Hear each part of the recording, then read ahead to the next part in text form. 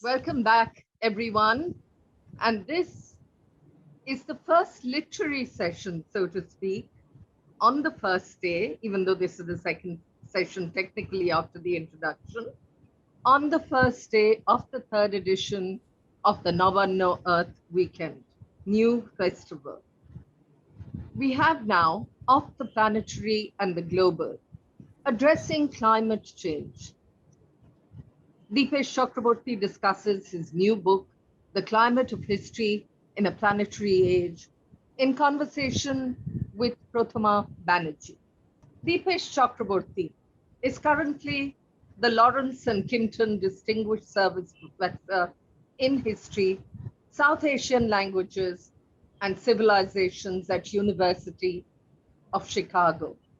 He is the recipient of the 2019 Tagore Memorial Prize awarded by the Government of West Bengal for his book, The Crises of Civilization. His most recent book is The Climate of History in a Planetary Age. Prathama Banerjee is a historian at the Center for the Study of Developing Societies, CSDS,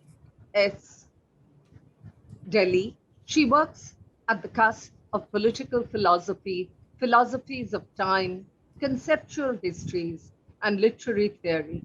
She is the author of Politics of Time and Elementary Aspects of the Political, Histories from the Global South. Over to you, Professor Chakrabarty and Ms. Banerjee. Thank you very much. It is an honor and a pleasure to be discussing Dipesh's new book, which is the most timely work that one can imagine, though in this case, the timeliness is perhaps with a tragic tinge, what with the pandemic deaths that we see around us, and the very recent cyclone, one in a series of almost annual cyclones in the Bay of Bengal, extreme weather events, global viral circulations, forest fires, to name a few of a long list of signals that we are receiving from the planet. And Dipesh's new book, The Climate of History in a Planetary Age, asks fundamental questions from this condition of being that we are going through, that we are living in, and avoiding knee-jerk responses, despair, or just a kind of blame game on the powers that be, whether we call it capitalism or we call it rightist governments, all of which are true, but what we are facing is a far more foundational question, and that is what this book is about.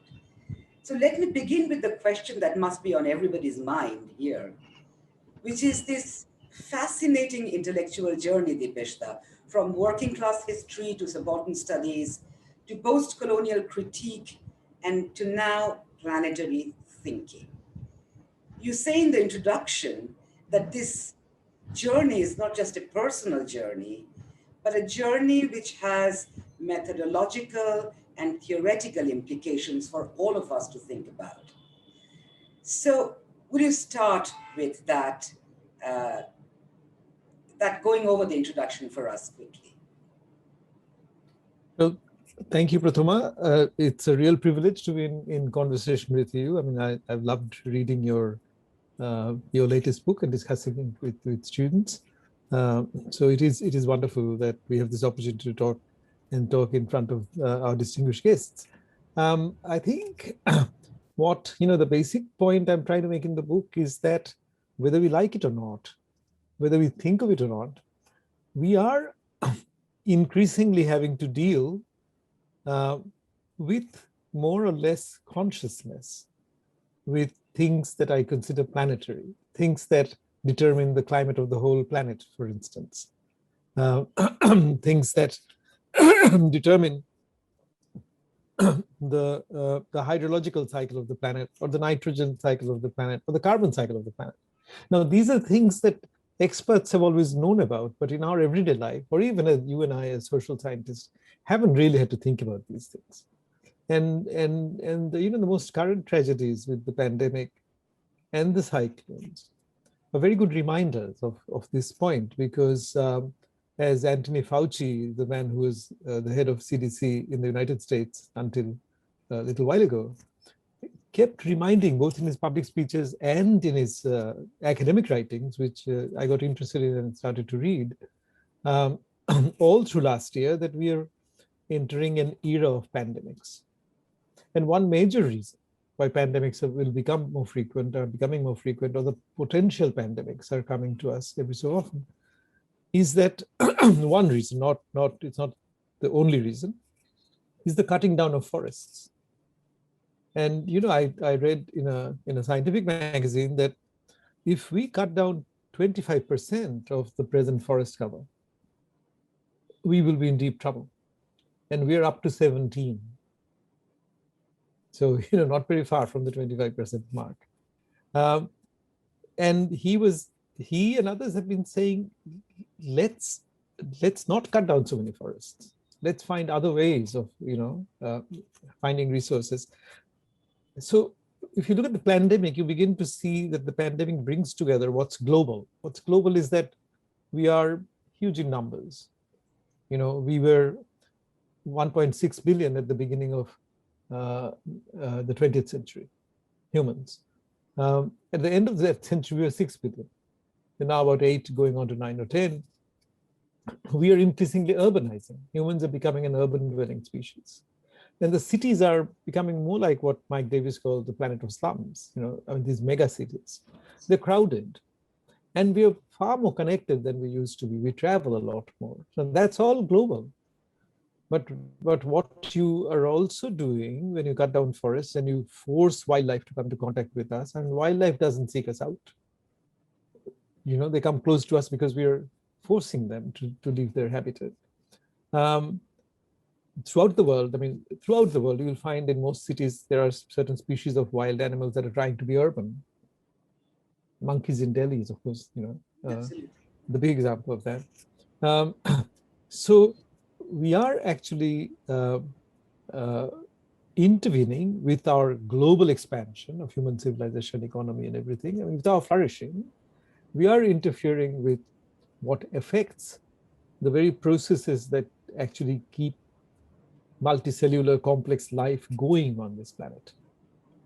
So in effect, we have, through our globalization, through cutting down of forests, we have precipitated an event that we call the pandemic, which is both a result of our global existence, but is also an event in the history of life on this planet, right? For this virus that was very old and probably had lived for millions of years in guts of bats or others. And bats are a much older species than we are.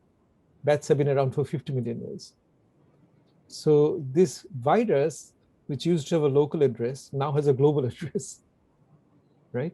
And so what's happening, you can look at this particular tragedy as the unfolding of both the global and the planetary together. So what I'm trying to say in the book is that we used to think of ourselves as living in the global age, but actually the global expansion of humans, human activity, human domain, human life, and really the human flourishing. Humans haven't lived so well as they have in the last 2 centuries, ever in the history of humanity, right? And our flourishing meant that we increasingly were able to deal with problems of exploitation of humans by other humans, right? This is one theme of freedom in modern history.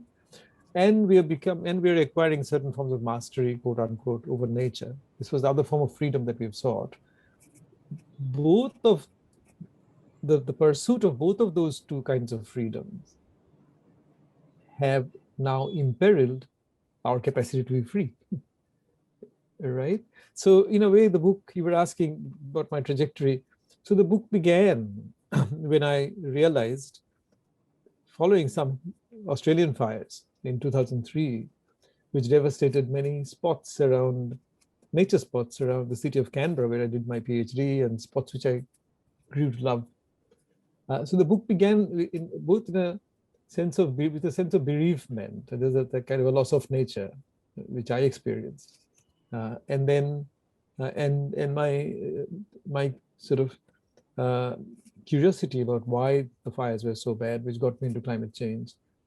And I was stunned to realize that human beings, with the technology, numbers, the animals we keep, have actually now become what scientists call a geological force or exercise geological agency. In other words, our overall impact on the planet is like that of a huge volcanic eruption, or is like an asteroid strike that killed off the dinosaurs. So if you look at the species extinction, as that we may be in the beginning of the sixth great extinction of life. We may be.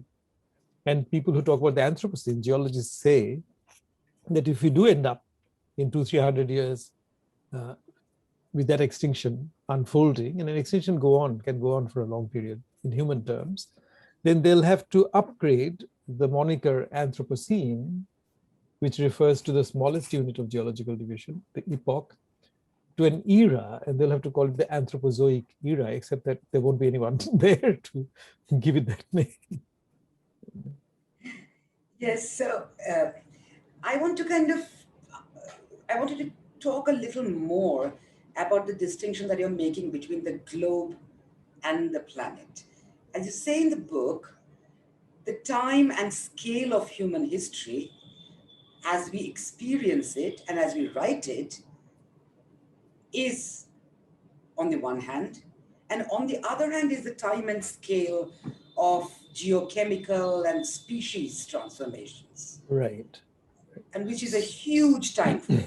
Right. Now, this is the hardest part of the book, to my mind, when I was reading it, to really work through in concrete terms, in the sense that one sees that distinction, but as humans and as human historians, right, how does one think? And you talk a lot about politics in the book, even though in the crux of the book is a questioning of how politics as we know it today is grossly insufficient to address this right, change and transformation on a planetary scale. So you talk a lot about politics, right, but the hardest thing is to really understand how as humans we can fashion a politics that whose texture will be planetary and non-human. right. And I want to actually specifically ask you,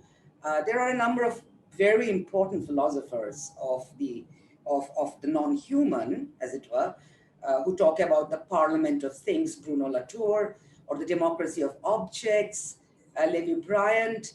So there is this use of our existing political vocabulary in context of the non-human. What is your take on this? How to think the political at this scale? Well, I mean, so there are two parts to the question. One is, of course, the distinction between global and the planetary, and then what do we do with the political in that context, right? So here to, I mean, to simplify things brutally, as we have to, given the time. So my point was that the story of globalization is the story that humans tell, and you and I tell it as historians. It really is a story that begins with European empires, European expansion and colonization of other people, taking over literally in many cases of other people's lands and destroying their lifestyles and all of those things, but also building universities like Calcutta, Bombay, Madras, and creating this new middle class of which we are the descendants. So there was a world-making function, but it also was based on what you might call the globalizing function, the technology that could bring the world together. And there's a geologist at Duke University, Peter Haff, who now argues that the very fact that we can sustain 8 billion or 10 billion human beings is because of our technological connectivity. So he actually says we should think of there being a thin film of a technosphere like we think of the atmosphere and the biosphere, right? The stratosphere and the lithosphere, technosphere, which defines this planet. And his argument is actually that if you took away this technological connectivity we have, from container ships to airplanes, the capacity to move medication, as is happening with the vaccinations now, if you actually took away this connectivity, human population would collapse to 10 million. So his argument is that technology has become the precondition for biology, for sustenance of life, human life on this kind of scale. And so fundamentally what happened was, as technology grew and we got into space exploration, questions like, can Mars be made inhabitable, came up. For space scientists, a biological question came up: what is life?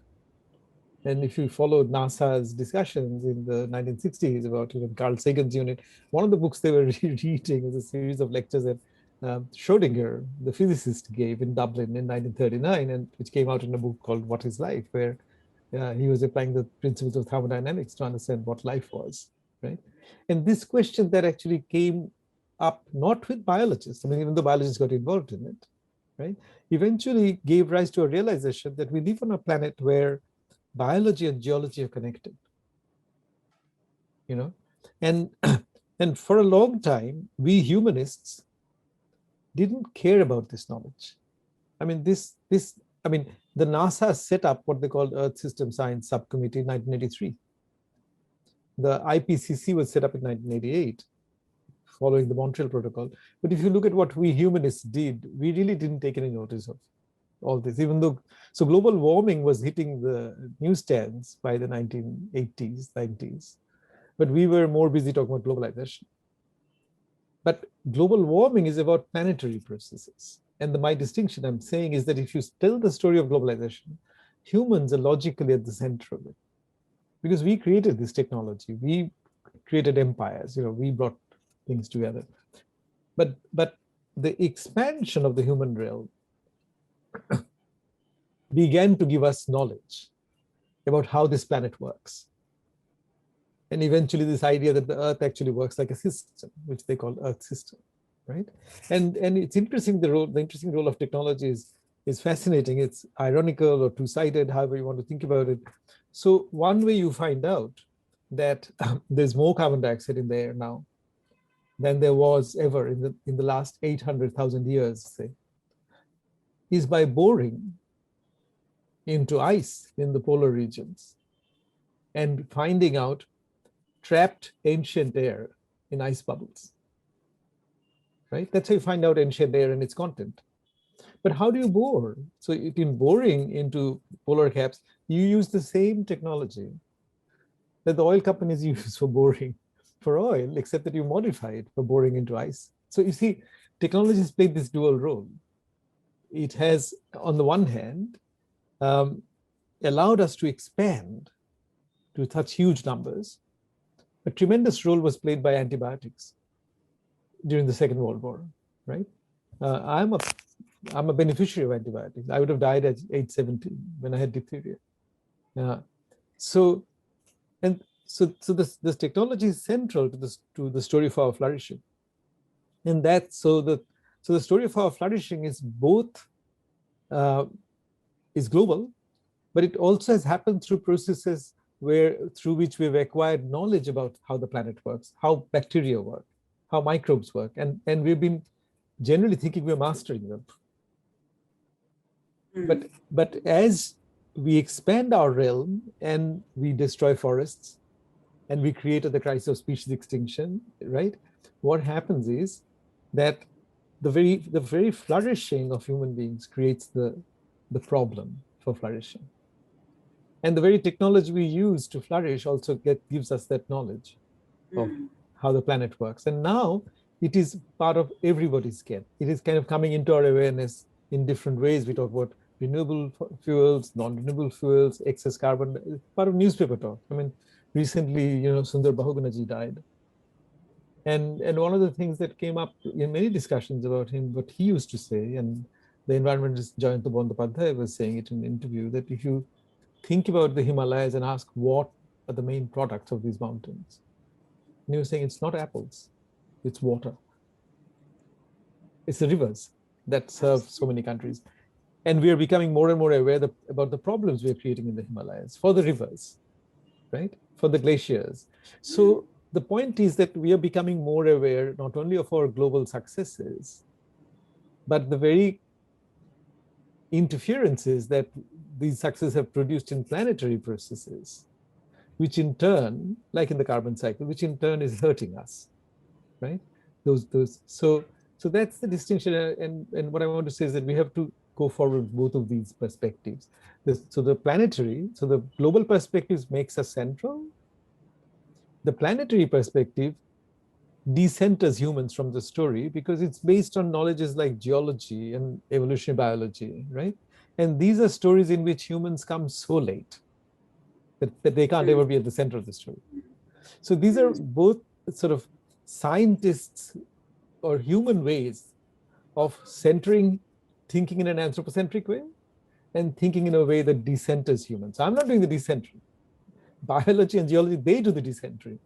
And more as a humanist historian, the more I read into that areas and think of them as telling me histories, but with different methods and different archives and different questions on larger scales, I begin to see that now I have these two kinds of perspective on human beings. One which makes humans central and kind of forgets the planet, and the other which decenters humans and makes us realize that we live on a living planet.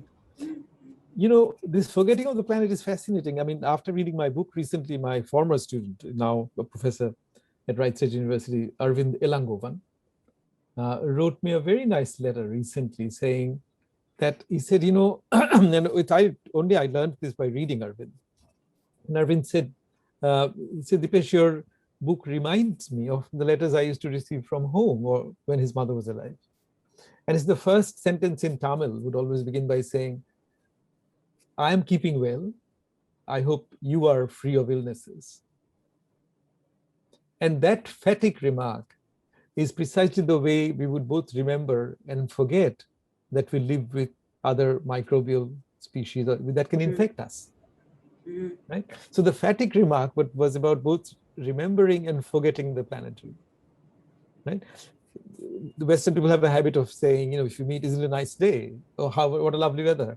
You know, and that's so the planet used to be part of the fatigue in our everyday life. And that was a way of, the fatigue was a way of both remembering and putting it at a distance. Right? But now, when you say what lovely weather, you also remember that the weather's been erratic. Flowers come and go unseasonally. You know, if things are happening in everybody's backyard and gardens, for the suburban American middle classes or my Australian middle classes, right?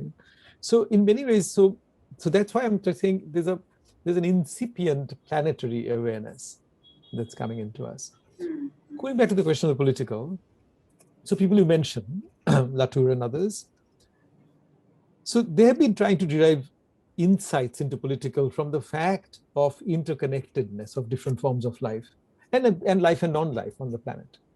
And I consider them to be and I say this with profound respect, to be the Thomas Moores of our age, in the sense that they show us what an ideal and utopian order should be like. In other words, where we live with the awareness of the role that other forms of life play in keeping life going, the mansion of life, and we are somewhere, you know, we come late and we're at the very top of it, and how we can create an order out of that. And I kind of think what we don't have, honestly, is a path of transition. Nobody knows how to get from the politics as we know it, because, you know, the forgetting of things like mountains and rivers, taking them for granted, which sometimes philosophers refer to as the givenness of the world, of the earth for humans, or the question from Wittgenstein I reproduce in the book, as you will remember. Wittgenstein says, when you look at a building, and a nice building, we ask, how old is the building?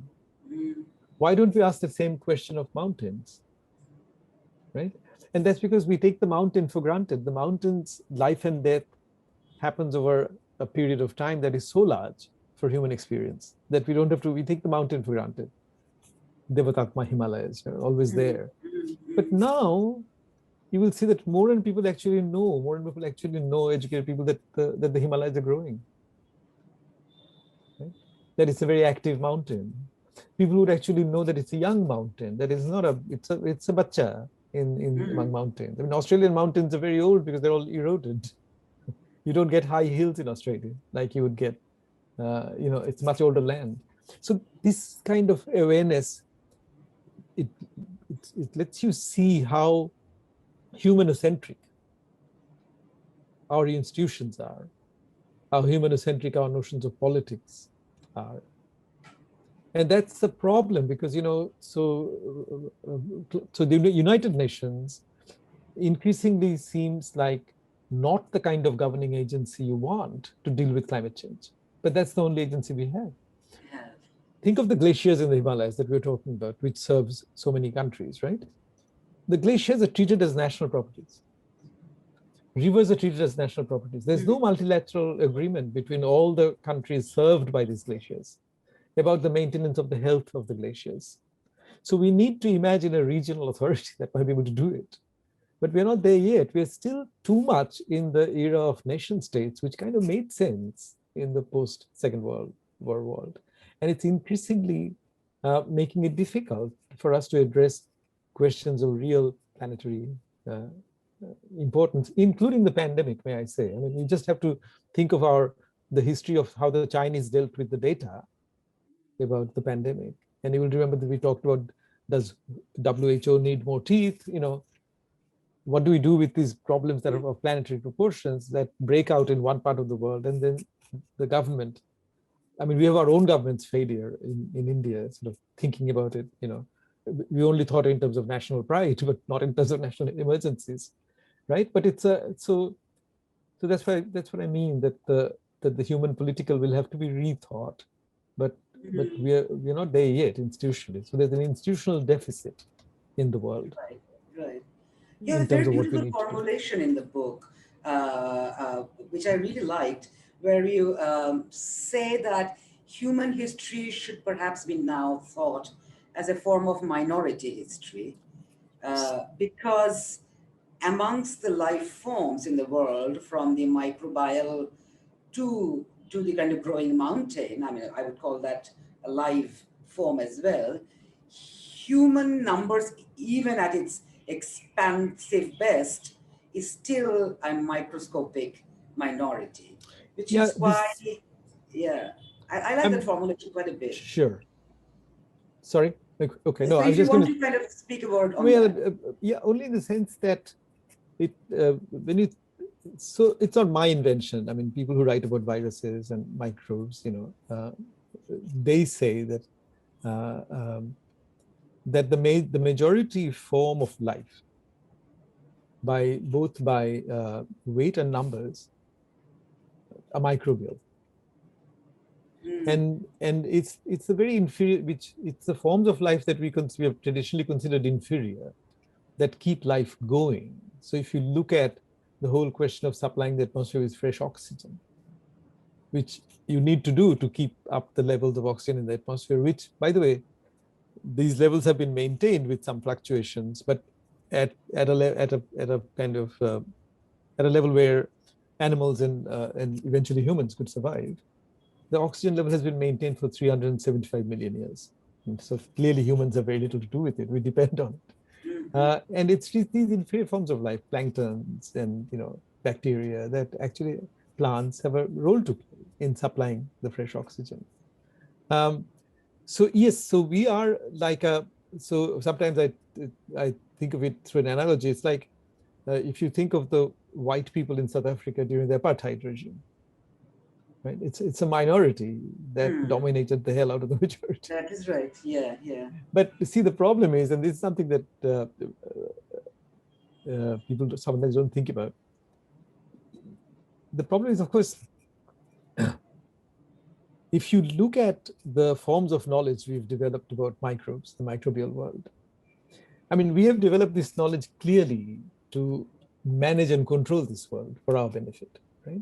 So in many ways, it might look like colonial knowledge. If these were not microbes, if these were human beings, and we were developing these kind of knowledge about other human beings, you would say, oh, Dipesh, this is colonial knowledge. This is meant for domination, right? So the question is that there's this irony between our wanting to live well and not wanting to be sick, and therefore keeping some microbes away from us. And then that, between that desire and the increasing knowledge that it's these little guys that keep life going, right? And we need them. So it's this question of what is the optimal distance you can create between these guys and us, right? And that's I just want to just push you to the direction of the chapter on ethics, right, where you actually say that we have had two approaches to the non-human. One is, of course, mastery. The other is of romance and affection, and which is only possible for the landscape or a beautiful bird, sentient life. right. What is the orientation? And much of the environmental movement of the 20th century actually has worked with these sentiments of affection. I mean, of which, of course, veganism and vegetarianism are, of course, the most obvious kind of. But, how does one relate to a microbe? Or how does one relate to a geological strata? It's not the same, right? So that's the orientation. Yeah, so actually, so a lot of the literature, for instance, on justice for animals, I mean, also work with the Aristotelian notion of wonder, that you see these other forms and they make you. And if you think of Buddhism and Jainism, the injunction against killing, see the problem was until we could see microbes, and you needed equipment to actually see microbes. They're not visible.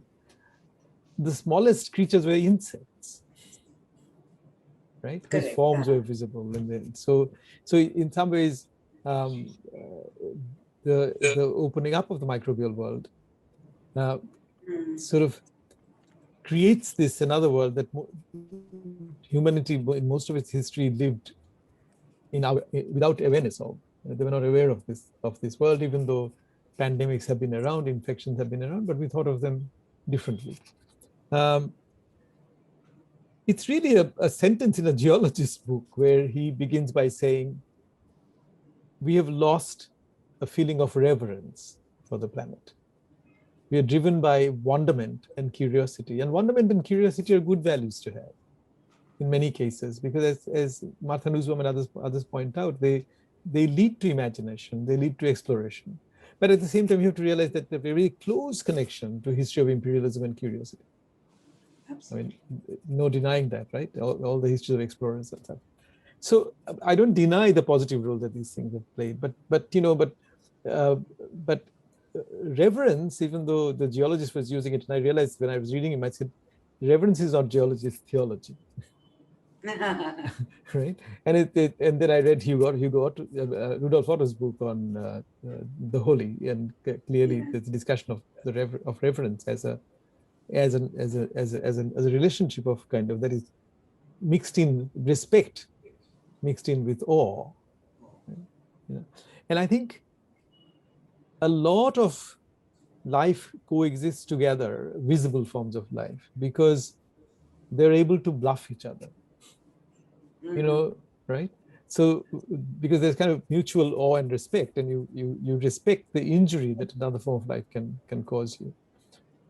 Once you get to a position where there are very few life forms left that can bluff you, and that's where humans are. I mean, the viruses can't bluff us because they're not that kind of organism. But most of the animals that could actually bluff us, right? We have completely dominated their lives, and those are the creatures that are losing their habitat and stuff. And in some respects, even if you think back to stories you must have grown up with, Prathama, and actually things that I grew up with, even because we lived in Park Circus area of Kolkata when I was little, and then my father bought a plot of land which is just outside. Now is part of Kolkata in Taliganj, but then was still municipality. And so the first 8-10 years of my life in Taliganj, I grew up around snakes, around frogs of different kinds. Sometimes jackals would come. And there was a sort of respect and fear about these creatures that could harm you, right? Every time, a pond got flooded, there would be discussion about the snakes, whether dhora sharp or whether they're poisonous. Oh, yeah, snake. I remember. I mean, you just grew up with that knowledge, the distinction between shona bang and kola bang, all of those things. And the more urban you become, the more you forget about these creatures and you lose your sense of reverence, that respect and awe. So most of human history, humans have had that, and you see this amplified in indigenous histories. But you also see the version of it in peasant histories. And I'm saying even in my urban Kolkata life, or rural-urban or semi-urban. I mean, now this part is completely built up, got fancy names and things. So, you wouldn't get the snakes and you wouldn't get the frogs and the jackals have gone. But reading the geologists reminded me that about the distinction between wonderment, curiosity on one side and reverence on the other side. And it made me wonder about what it meant to lose reverence for other forms of life and to relate to other forms of life only through wonderment and curiosity, which I think can create destructive relationships, which eventually come back to bite us. Yeah. I think we're at the end of our half an hour, Prathama. Almost, yeah. So actually I had many more questions, but I want to end by that question again, I'm sure on everybody's mind. So where are you going next? Oh, that's more on your mind. I'm not important enough for people to be concerned about that. I don't know. I mean, the question of this question of how to think of humans as a minority form of life, while taking seriously all the human concerns about security, safety, because I think, safety, you can't deny humans the sense of security they need. And that's been ancient, far more ancient than, it goes back to hominin times and cave dwelling. So that the connection between security and dwelling has been a very innate part of human history, and not just human history, but surely human history. And however you think of humans as a minority form of life, that has to be there, providing for security. But, so let me end this by saying 2 books for me, both by 2 Harvard people, kind of symbolize the choice. We're at a fork, but it doesn't mean that we have to do either or. I think we'll do mixes, but conceptually we're at a fork. One is David Keith, who has been funded by the Gates Foundation to experiment with geoengineering, right? So spreading aerosol sort of in the stratosphere and stuff. So he has a book which is a defense of geoengineering. And his argument is that whether you like it or not, we manage this planet technologically, and we need more technology going ahead. So the argument will be more vaccines, more technology. So gamble on technology, that's the only option we have. And the great evolutionary biologist Edward Wilson's book called Half Earth, where he's saying, let's leave half of this surface for other forms of life. And the practical proposition he makes actually is that there are about 140 or 147 national parks, designated national parks in the world. And he says, let's restore them back to the pristine ecology they had before humans intervened and often took out the capstone species, which could have been a tree or an animal or whatever, right? So now, but I mean, how practical or unpractical, the principle he's talking about is some forms of withdrawal, scaling back. Right? So David Keith saying scale forward, scale up. The eco-modernist is saying sail forward, scale up, manage this planet better. And Edward Wilson is saying scale back. Don't try to manage the whole planet. It wasn't designed by you. Right. You don't know its design. Now, these are ethical choices. And going forward, I think humans will do both. I mean, we will try to scale back as much as we can. We will also use technology, since that's one option we have, just as you see with the vaccinations. So I mean, humanity as a whole is not sitting at a table between David Keith and Wilson. I mean, humanity as a whole is the mess we are, the messy kind of movements we make. Sometimes we are too slow for something. Sometimes we are right on time. So I think we will muddle forward, but these are kind of the questions that come up when you look at our history and think in terms of the globe and the planet. Yeah, I think we have overshot our time. So maybe we could have a few questions from Sure. the floor or the screen, however we like to think of it. Yeah. What is the impact of nuclear power behind this environmental problem? Shormishta Banerjee. Shormisha, yeah, I mean, if this is the Shormisha I know, hello Shormisha, if she's from Calcutta University. But well, the impact, of course, we know about the nuclear disasters and things, but it actually also had a role to play in the development of atmospheric sciences, from which some of the climate sciences evolved, and that has to do with the fact that both the Soviet Union and the United States became interested in the state of the planet's atmosphere after the Second World War because of because they wanted to know about the fallout of nuclear tests and the amount of radioactivity and stuff. So the question of nuclear power is central to the way in which the climate science evolved. And the person who's done a lot of work on all this is my colleague in anthropology, Joe Masco. Just if you're interested to read up more. Devobruta Mukhopadhyay asked, consciousness the major area to concentrate. Well, I mean, I think policy, technology, these are also very major areas, and science, these are very major areas. As a teacher in the humanities, of course, I try to message. I mean, I think messaging is very important. And the most important thing I feel is to address young people. Somebody like me, I comes out of the system that is not quite working. I'm invested in the system. All my pension funds work in the old system. Apart from minor questions of divesting from coal and stuff. But I come out of the system and I want the system to give its fruits until at least I go, so that my retirement years are peaceful. But that's thinking selfishly. But I think we have to address people who are young, who are not yet part of the system. And a year or two ago, my friend, with the help of my friend Shobhashachi Bhattacharya, and I think Purnendu Babu's Crest and others, we did a wonderful program with high school students in Kolkata with the help of the La Martiniere school. And it was fascinating. One question that a student asked, which I'll never forget, and he said, my father wants to buy a larger car as part of his status symbol because we're making more money, we're going up. But how do I convince him to buy a smaller car? And only a child can convince his father, right? I mean, a friend wouldn't be able to. So there are many things. I think a conversation needs to take place between younger people and older people from the point of view of the younger people. And as a teacher, we need to message, we need to take these questions. And, teachers, whoever. There's a question from what do I think of Amitabh Ghosh's A Great Derangement and his set of arguments? Well, Amitabh, I mean, if you actually read the book, we were in conversation and I was instrumental in Amitabh giving the series of lectures in Chicago that became the book. So, and I was a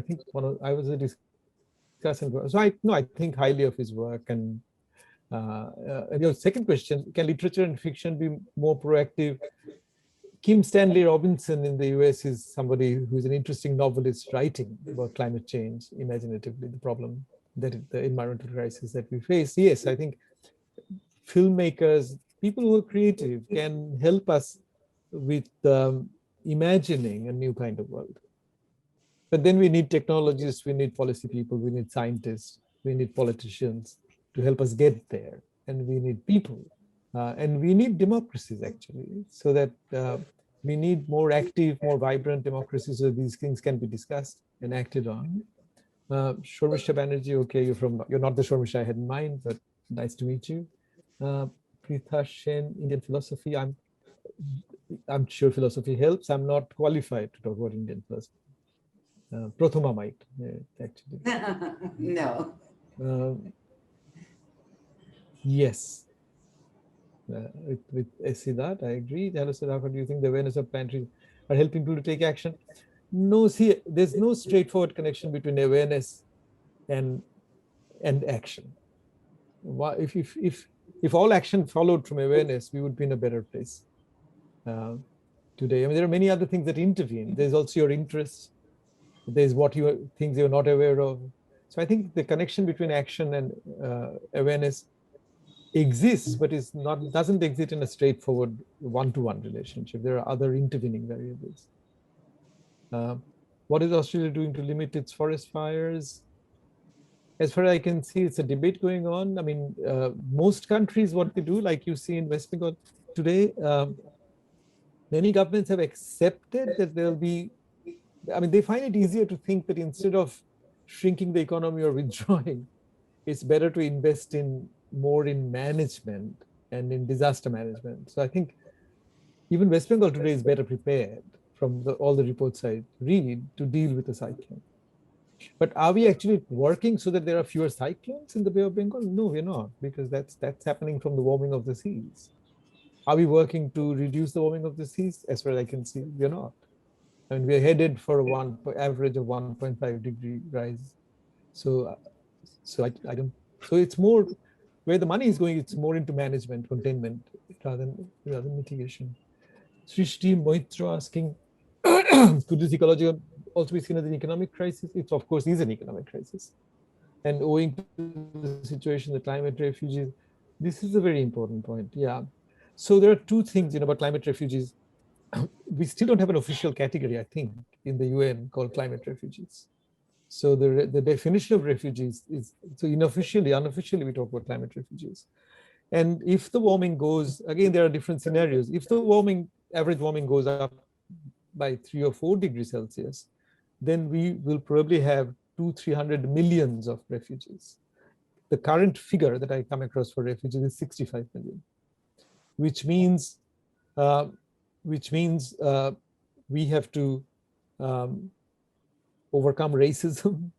We have to find governments that are actually understanding of and welcoming of the climate problem and welcoming of refugees. We will see. We don't have political orders that are at the moment suitable, because we have most governments are anti-immigration. Most governments are create politics out of the bogey of illegal immigration, as Trump did in America. So I don't think we're there. Nilanjan Roy asking question. Oh, so Shubhankar Bhattacharya asked Amitabh question. And thank you for what are the main contradictions in Karl Marx and Gramsci's view in subaltern studies? That's kind of, it's what we call Bangla syllabus. This is not what we are meant to discuss. So I'll reserve it for another occasion. Okay, thank you very much, Kullan. There is one more. Rajeshi Mukhopadhyay. How nationalism helps. Well, I mean, Rajeshi Mukhopadhyay, that is such a big question. I mean, there are different kinds of nationalism. Some nationalism destroys society because they're divisive, and some nationalism builds society up because they're inclusive. Some nationalisms are focused on building a strong state. Some nationalisms, like Rabindranath's, didn't like the idea of a strong state and focused more on what he called Atma-Shakti, which is different from what is currently being called Atma-Nirbharata. Thank you. Okay. Well, thank you. There's some compliments. There's another one, indigenous writers worldview. Okay, I mean, indigenous writers, okay, I'll answer this one quickly. So globally, so here are two things to say. Globally, there's now a tremendous emphasis given to the experience of indigenous peoples. Because, if you think of most of the known forms of what are called axial religions, so like Christianity, Buddhism, not Buddhism so much, but Christianity, Islam, Judaism, certain versions of Hinduism. And you will find that there is a thesis about the specialness of humans. Whereas if you go back to indigenous societies, you don't get this idea that humans are special or exceptional. So there's a lot to learn from indigenous societies, but there are two problems. One is that people ask whether, indigenous societies sustain a much smaller number of people.